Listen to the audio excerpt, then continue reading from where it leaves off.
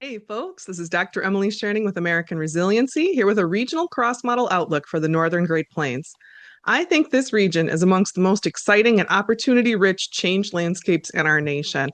You got to be the kind of person who was already attracted to these rugged places and their extremes to handle their projected conditions. But if you are, you're going to like what you learn in this video. We're going to talk about projected changes to this region of potential flourishing, both as we approach 2C of baseline global warming and in the event that we hit one of the best understood climate tipping points. Also, I'd like to note up front, this is the final regional cross-model outlook before I do the national overview. That's going to be fun. I'm planning one overview that's like straight up and one that's focused with ag systems. So focusing in on the Northern Great Plains, we're talking about the Dakotas, Montana, Wyoming, and Nebraska. Some very important producers can be found in this low population density region known for extreme weather, powerful winds, and intense seasonal swings.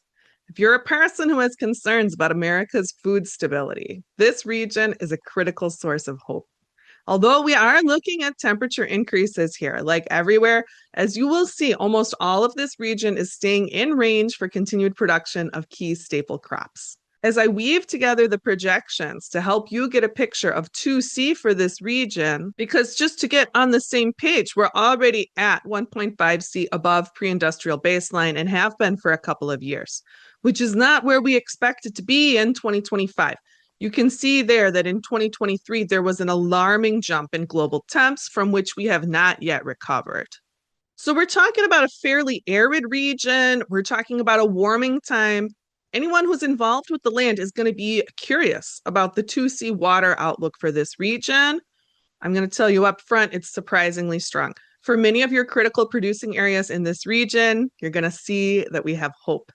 But water here in this region, we need to be thinking about all of water's forms, right? Snow as well as rain. So as well as heat and a general precipitation outlook, the third thread that I'm going to weave together here to help build our understanding about the Northern Great Plains as we approach 2C is going to be changes to cold. So that's going to include projected changes to snowpack as well as projected changes to plant hardiness zones. I think once we get a handle on all of that, the picture that emerges is going to be a picture where we can see where patterns of fire are likely to emerge as part of this change landscape.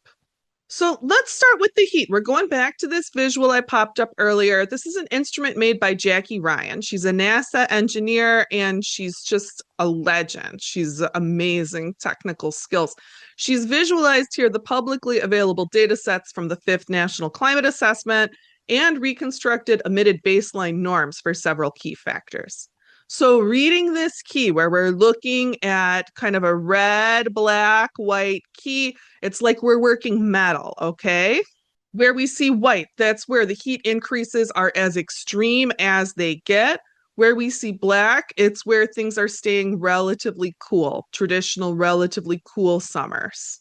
So right now we're looking at the change in the number of days over 100 degrees. So how many pretty hot days are projected? And you can see there's this line of increased heat kind of shooting up the middle of the country.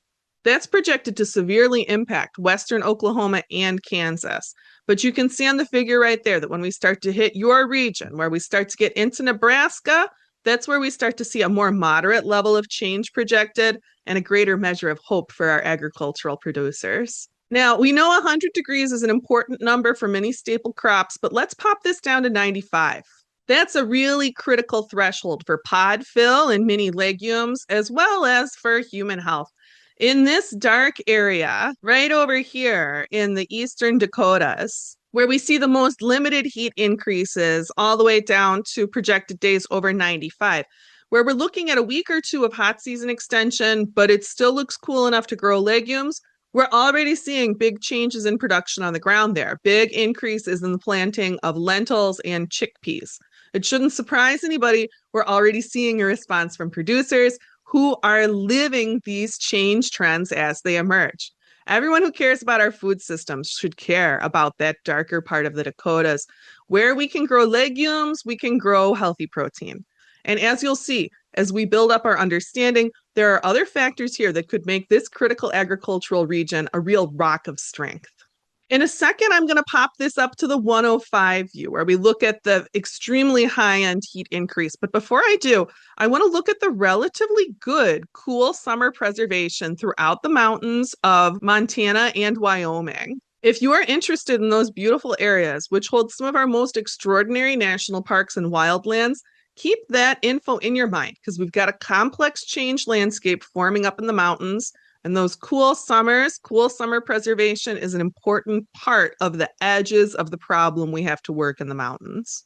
But here we go, up to 105. And it's important to know that in the National Climate Assessment, that heat is segmented. You have to add days over 95, days over 100, and days over 105 to get the complete picture of your hot season increase. When we look at those really hot days, those days over 105, we can see that heat alley quite dramatically emerging from Texas, Oklahoma, and Kansas. And we do see a couple of hot spots in your region in eastern Montana, centered on Custer County, and here in the center of South Dakota. But what I want to talk about is Nebraska and projected additional days over 105. 105 is hot by any reasonable measure. 105 is hot enough that it's going to knock out most corn and wheat. But unlike Kansas and Oklahoma, as you can see, Nebraska is not projected to see a lot of additional days over 105, meaning that Nebraska is likely to be the line above knockout territory as we look at ag systems towards 2C. The line above crop failure. Nebraska is where the hope for our nation's food security starts to emerge.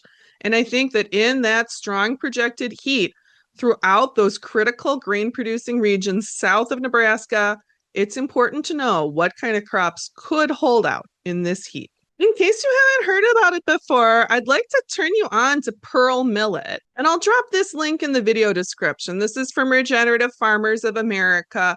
Pearl millet is an extremely heat and drought resistant grain. This crop is a staple in many parts of Africa. Scientists in Uganda have done impressive work to breed incredibly drought and heat resistant pearl millet that is pretty tasty. It sets and fills grain up to 105. Accepting change, accepting that this change is coming, maybe that can let us get up on the ball and start experimenting with the production and supply chains needed to bring us the staple crops we'll need in the future. Pearl millet could be a game changer in a 2C world. All right, so we've taken a good look at the heat, and those heat increases, they're substantial, particularly in those two hot pockets we noted in South Dakota and eastern Montana. But even in those places, I'm not too worried about you because you're preserving nighttime cool. You can see a lot of the nation is looking at big increases on this factor in the projections, and it does look like it could add some additional potential challenge for eastern Nebraska. But overall, your region's looking pretty good, right? On this color key, if you're looking dark, you're looking good. Where it's getting hot in the daytime, but cooling off at night, like in the Montana hot pocket, where we noted Custer County had a lot of high-end heat increase during the day. But look, we're only looking at like 3 additional warm nights for Custer County. Where we see that pattern, that's potentially good news for all kinds of living things. Nighttime cool is biologically important. It's important for all kinds of life forms. Many plants grow at night. People and animals that can cool off at night, they can much better tolerate long-term heat stress during the day without impacts to their health. And if you've got nighttime cool in the projection, that makes passive cooling an option in the built environment. If you're in an area that's projected to cool off well at night, you can design a home that will keep you cool during the day. I don't know about you. I'd rather not rely on AC to survive. Comfort, sure. But if the power goes out, I don't want to live somewhere that I'm going to be worried about my family cooking, right? With some pretty typical thermal mass focused construction and all these areas that aren't lit up bright for nighttime heat, you could keep your home cool and your family safe by leveraging the inherent power and stability of the earth. That's the kind of resilience advantage I like to see. All right, so out of the region so far, Nebraska, I figure that for you, there are the most factors across that heat picture that look a little edgy. So let's check out the water outlook and see how high up your ears need to be pricked. For kind of the big picture on water, I like to use figure 210 from the NCA 5. And zooming here at the 2C projection, You can see that most of your region is projected to see increased precipitation. Everywhere we see crosshatched, we're talking about a statistically significant 5% increase in precipitation. Everywhere we see this dark color, including those critical legume producing regions of the Dakotas, we're looking at more like a 10% increase in precipitation. And we do also see kind of a hotspot for precipitation increases projected here in the mountains of Wyoming. You may have noticed that in southwest Nebraska, the projection wasn't crosshatched, so it's not statistically significant that you're going to get more rain, but you're leaning wetter rather than drier. You're not leaning towards a drought trend. Let's check out another view, another model for projection. We're going to go over to figure 4.3 from the NCA 5. So here we are in 4.3, where we're seeing that precipitation increase measured in inches, where we really get confirmation that we're talking about notable, measurable increases in precipitation in the projections, particularly for those bands of interest in the Dakotas. And we do also see real hotspots for increased precipitations in parts of the mountains. I think our mountain people should be feeling a little heightened awareness when they see that, because heavy rain is dangerous in the mountains. We all know that. And this makes everyone who's interested in snowpack driven water cycles be like, if there's this rain increase, what's happening with the snow? Let's look at how this precipitation projection compares to projected snowmelt water equivalent loss in figure 4.5. For people who love mountains, this figure is such a heartbreaker. I think it's one of the most heartbreaking figures in the entire National Climate Assessment, because look to the west. Look at all of those great mountains by the west coast that are losing a ton of snowpack in the projections by 2C. Compared to that, we're not looking as bad in the center of the country. You can see that the snowpack losses for Colorado, for example, are nothing compared to the projected snowpack loss for California, Oregon, and Washington. But it is troubling. Up here in the panhandle of Idaho on the border with Montana, that's a troubling level of snowpack loss. And we're not talking about a perfect match here where we're getting increased rain in the same place that we're losing water from snowmelt. So in some areas, it looks like there may be a net loss of precipitation in some of these mountain areas. And even if you did get more rain to counterbalance the loss of snowmelt water equivalent, the way the water is going to move on the landscape is going to be different in those places. There's going to be more erosion. The loss of the cool meltwater will change the landscape, change the temperatures of streams and rivers, and change what fish can live in them. Anyone who cares about trout fishing should care about projected changes to snowpack. Those fish need cool water. They need snowpack-fed water. And while the trout fishing in Montana and Wyoming has a much better outlook than many places, particularly the European trout fishing, I'm sad to say, these changes to the water cycle do threaten beloved ways of engaging with the living world. They do threaten beloved landscapes. I think the bottom line is that where you're getting more heat plus more precipitation, you got a good shot. But where you're looking at more heat without more precipitation, you are looking at landscape change.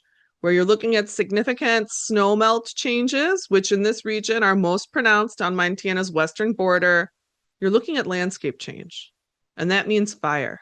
If you're in the mountains of Wyoming or Montana, I'd like you to check out this fire risk tool for contemporary fire risk, wildfirerisk.org. I made a video on it recently. This tool will let you see if your community is threatened by fire and what you should do about it with a high degree of granularity. I'm popping up this image from Headwaters, where they did analysis on what communities today are threatened by LA-type urban wildfire. And you can see that there are many communities where the risk factors are quite high in Montana and in Wyoming. But we're not helpless in the face of wildfire. There are changes we can make to our homes and communities, sometimes pretty low cost changes, like putting mesh metal grates on your air intake vents to keep embers from getting inside your home. Those changes can create meaningful fire resilience. If wildfire is an emerging risk that you're facing, it's the kind of risk where you're better off knowing your risk level and responding to change. But I feel like I just started talking about cold when I was talking about the snowpack changes. Let's get back to cold and talk about projected changes to plant hardiness zones. For that, we're using figure 11.3 from the NCA 5, which you can see is a huge figure. So now we're going to go to a side-by-side snip to look at just projected changes to your region. So there's that side by side, and these are some big projected lifts, my friends. You can see that over towards Idaho, especially, it's just like, whoa. We're looking at 15-degree lifts in some of these places, 15-degree lifts and projected winter lows. Just check out the colors because this is hard to read. So purple means it's cold enough in your area that people are scared of your winters, right?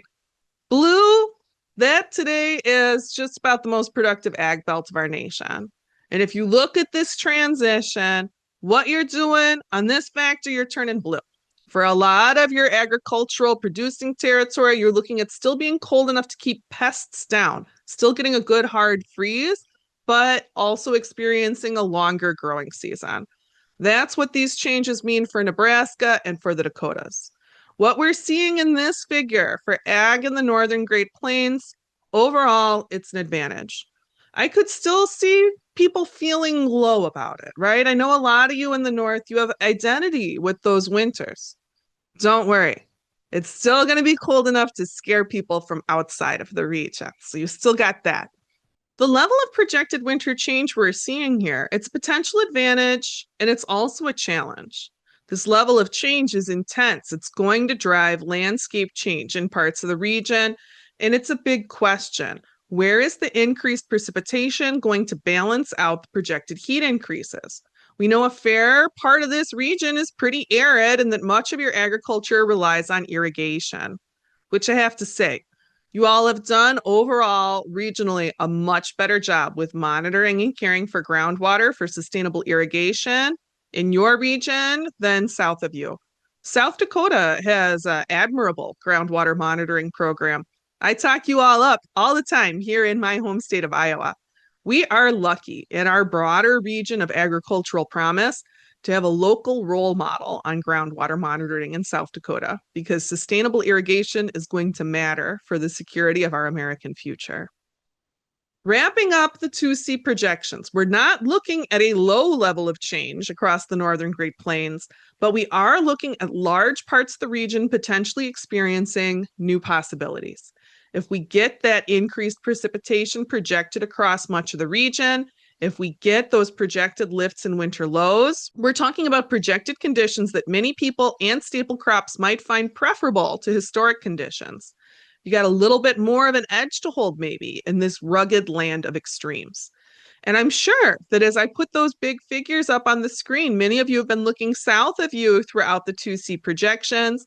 And just a peek south of you, that should give anyone a picture of how well off and really quite important your region is in the national change landscape. The projections look quite rough for the southern Great Plains. I've already done that overview video. You can watch that if you want a real contrast to your outlook. There are meaningful ways across factors that Nebraska is the dividing line. Nebraska looks like the place where we can start to stay above the corn line, where we can keep producing corn, where we start to see some important stability emerge in terms of ag production. For anyone who loves the beauty of the mountains in Montana, in Wyoming, I hope you've been able to see that the cool summers people love there, there's pretty decent preservation there in terms of the national average, but the complexity of the change outlook, including changes to snowpack, does make it likely that fire will emerge in some areas.